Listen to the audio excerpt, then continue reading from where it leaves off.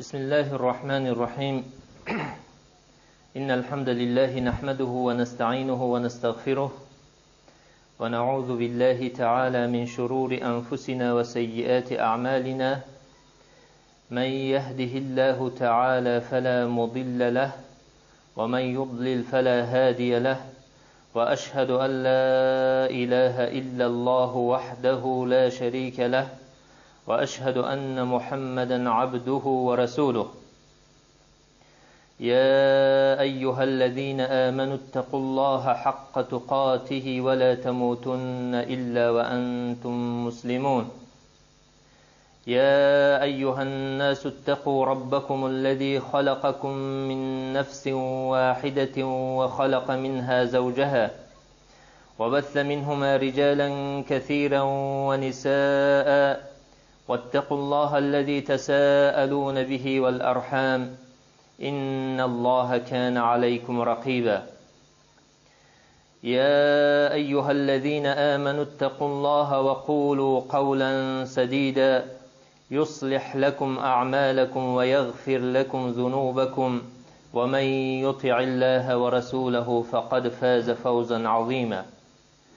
ثم أما بعد، فإن أصدق الكلام كلام الله تعالى، وخير الهدي هدي محمد صلى الله عليه وسلم، وشر الأمور محدثاتها، وكل محدثة بدعة، وكل بدعة ضلالة، وكل ضلالة في النار. ثم أما بعد. پدران و مادران و برادران و خواهران عزیز، در صحبتی گذشته ما درباره فضل روزه گرفتن با همراهی شما صحبت کردیم و صحبت امروزه ما درباره روزه ماه شریف رمضان می باشه ان شاء الله تعالی. اولا حکم روزه گرفتن ماه شریف رمضان چیست؟ حکم روزه گرفتن ماه شریف رمضان واجب می باشد که دلیل وجوبیتش ثابت شدگی است با قرآن و با سنت پیغمبر و همچنین با اجماع امت. فاما الكتاب فقوله تعالى فقول الله تعالى: يا أيها الذين آمنوا كتب عليكم الصيام كما كتب على الذين من قبلكم لعلكم تتقون. سوره بقره آیه 183 و همچنین سوره بقره آیه 185 که الله تعالی میفرماید، میگه که شهر رمضان الذي انزل فيه القرآن هدى للناس وبينات من الهدى والفرقان فمن شهد منكم الشهر فليصمه.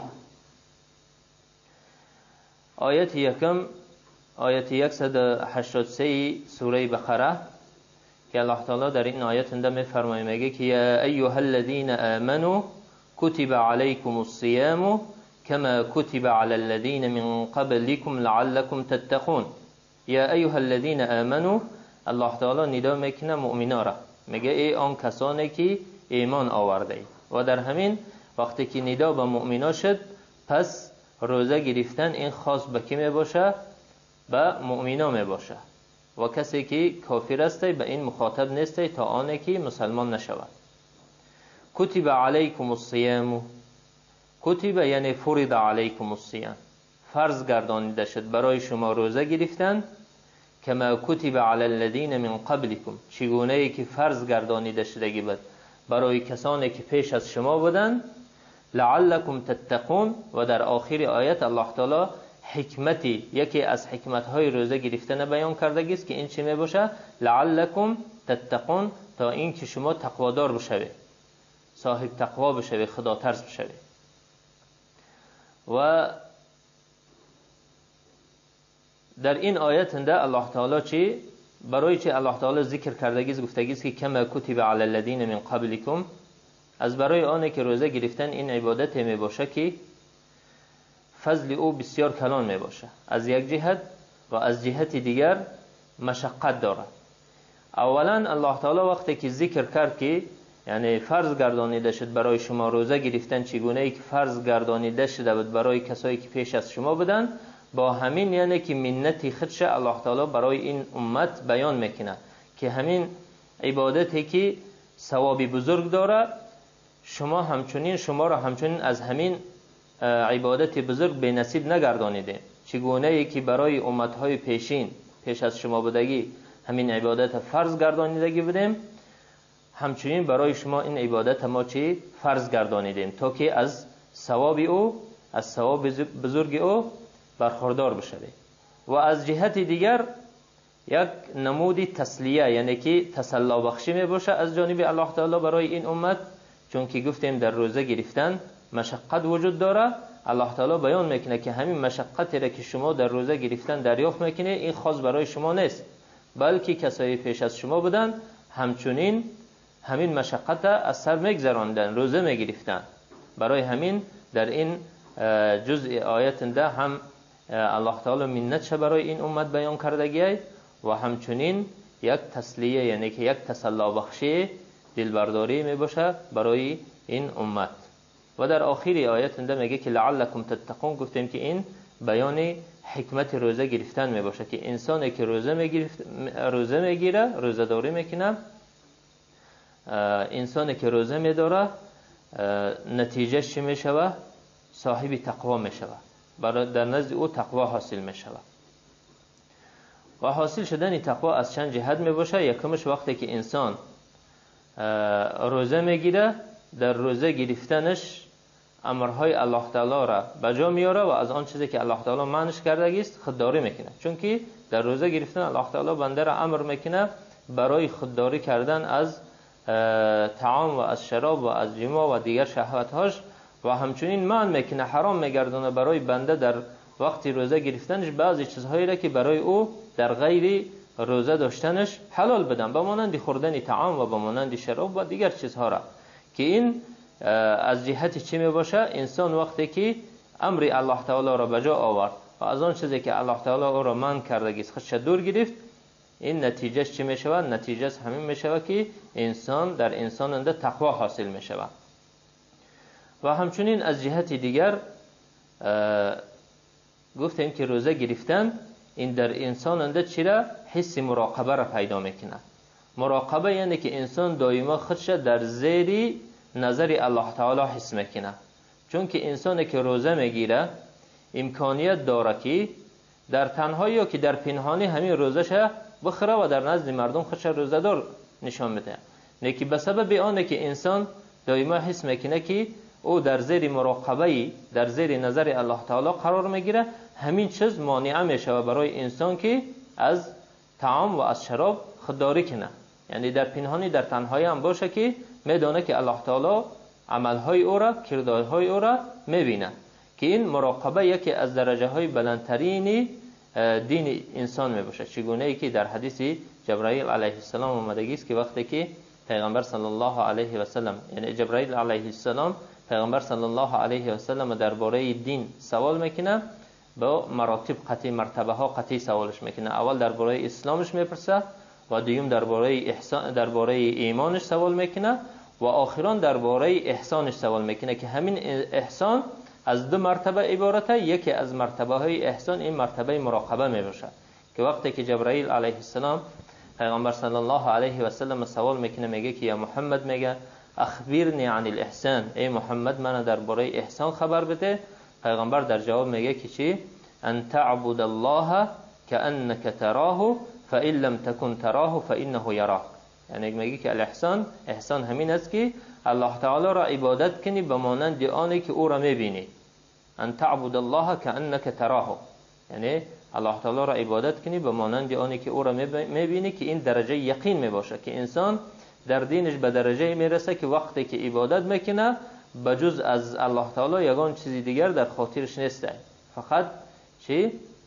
عبادتش از برای الله تعالی بجا میاره به مانند آنی که الله تعالی را میبینه.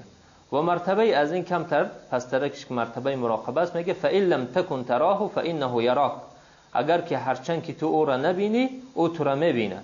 یعنی انسان باید که دائما حس کنه که در زیر مراقبه و زیر نظر الله تعالی قرار گرفتگی. از همین سبب روزه گرفتن این عبادت می باشه که در انسان همین حس مراقبه را پیدا میکنه. چون که انسان دائما خودش در زیر نظر الله تعالی حس میکنه و میدونه که در هر کجا که نباشه، در درون خانه باشه، درش قفل کردگی باشه یا که خیلی که نباشه، الله تعالی او را میبینه. از همین سبب از برای الله تعالی شده همون طعامش و شرابش ترک میکنه. و همچنین جهت دیگری که انسان تقوا حاصل میکنه به سبب روزه گرفتن در این است که